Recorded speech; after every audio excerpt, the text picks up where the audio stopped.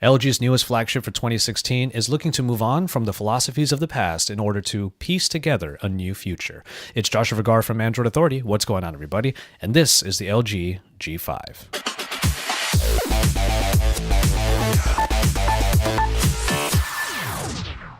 A radically different design is what you see first in the G5, as many of the design aspects from previous iterations are no longer here, and that includes the back button layout as well as the curved bodies and curved displays. But we have this all-metal body that has a modular design to it, and we'll get into that more when we talk about the battery. But we do see some new design cues here, as the power button is still on the back but now has the fingerprint reader embedded inside, and the volume rocker has been moved to the side. Now this, as LG told us, is so that they were able to keep the phone as sleek as possible.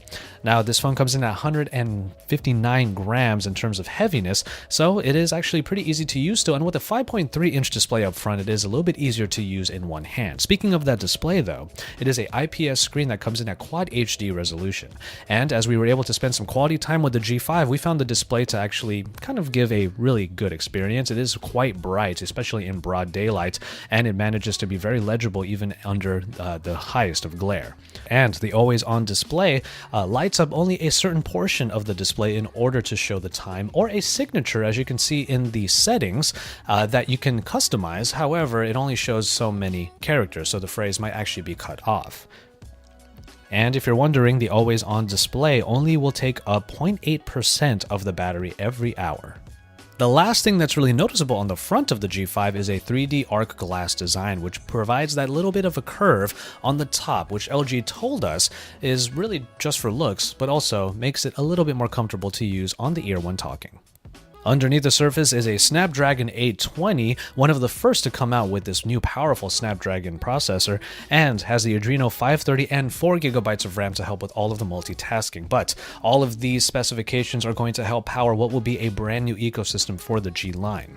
That said, however, we do have a good time with this phone thus far, as we have had no issues with the way that it moves along very smoothly and very nicely. Let's return to the backing, and you can see above the power button that there is a new dual lens setup. Now this camera, which is taking a lot of inspiration from the successes of the G4 and the V10, is taking the dual lens setup and putting it on the back in order to bring a wide angle view alongside all of the other bits that you will probably expect from a high-end camera like this. Getting into the actual interface, what we have here is the manual mode that was already pretty great in the G4 and has only gotten better. You still have the granular controls that include manual focusing, Kelvin readings, and the white balance, but now when you're zooming in and out, it'll actually seamlessly change between the two lenses so that you can go from a more conventional narrow view and then go to a 135-degree wide angle view as well. The lenses come in at 8 megapixels for the wide angle lens on the back, 16 megapixels for the more conventional narrow lens, and then up front you have an 8 megapixel shooter. It is a pretty drastic change going to the wide angle view when compared to the regular, more narrow view, and you're able to fit in a lot more. As far as the picture quality goes, we are going to reserve our judgment on this because the software for the camera, we were told, is still not fully final, and we do think that there might be some improvements when the phone actually goes on sale. So we give you these examples more as a preview of what you can expect the quality to be like. If it's anything like the G4 and the V10, we think it's going to be pretty great. But until then, you can see what you might be able to look forward to in the G5 when it finally comes out. The software is also a very radical change for the G5, as the GUI has been changed to remove a lot of the different features that we probably saw in the G4 and thought were oversaturating the overall suite.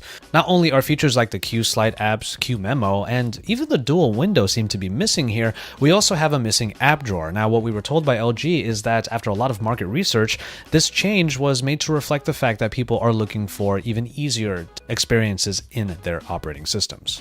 But overall, the experience is quite snappy, and even if the app drawer might take some getting used to not being there, we did find that the interface has gotten a little bit sleeker, a little bit easier to look at, and a lot easier on the eyes because it's not overly bloated with a lot of features we would never use. And finally, we can talk about the hardware. What we have is a 2800 milliamp hour battery here that's charged by USB Type-C and supports Quick Charge 3.0. When you need to get that extra juice, you can actually replace it, and that's where the fun really begins. This little area on the bottom left actually has to be pushed in quite hard in order to remove the bottom panel. By removing the bottom panel, you actually slide out the battery itself, and this battery can be snapped off of that particular panel by pulling it at an angle. This is something that you probably will have to learn first in order to really take advantage of what will become the modular design of the G5. That battery, which does have a proprietary connector to get into all of the different modules, will be made available for third-party vendors in order for them to create their own accessories and even third-party batteries that can be used with the G5. But it's when you connect this battery to different new bits and pieces that will connect to the G5 that things really get interesting. The first one that we'll show you is the camera module called the LG Cam Plus. Now, this is basically a battery grip that you put onto the G5, which will then give you manual and hardware controls in order to take pictures, zoom in and out, start videos, and also launch the actual camera from any place in the phone. The grip is quite meaty as well, and it adds 1200 more milliamp hours to the battery, overall giving you 4000 milliamp hours, so you can use the camera in particular for longer amounts of time. Already, the phone may be a great companion to have as a daily shooter, and by adding in an extra module that not only gives more battery life, but gives even better hardware control over the camera, it might just make this one of the best travel companions when it comes to taking pictures and memories. Further modules will be created, but the only other one that we did see was the Hi-Fi by Bang & Olufsen. Now, this Hi-Fi module comes with a DAC rather, installed inside for 32-bit audio, and we were able to listen to it for a little while, and all of the audio did sound really great coming from the headphone jack inside of this actual module. And of course, with VR and 360 photos and video becoming a thing in the mobile space, the 360 cam is a separate module, a separate peripheral rather, that can be used in order to take 360 photos and video, and it's quite easy to use. Just snap on the actual camera into the cover so it will be able to stand on its own, or you can just carry it around and take pictures using the buttons installed. And all of the photos and videos that are taken can be enjoyed on YouTube 360 and Google Street View. To further enjoy all of those photos and video, however, you can use the LG 360 VR headset. Now, this is unconventional compared to other headsets because it connects via the USB Type-C port to the actual phone itself, instead of putting the phone into a large installation.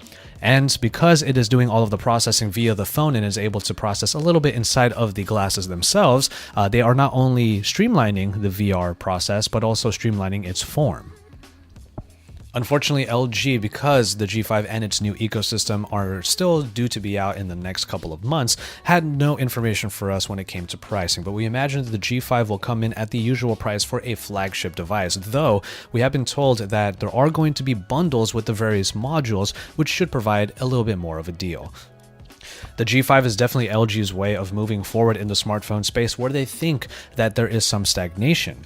And by creating one of the first modular phones that can actually be expanded with a number of different peripherals, this might be one of those really customizable and also very versatile systems that are out there.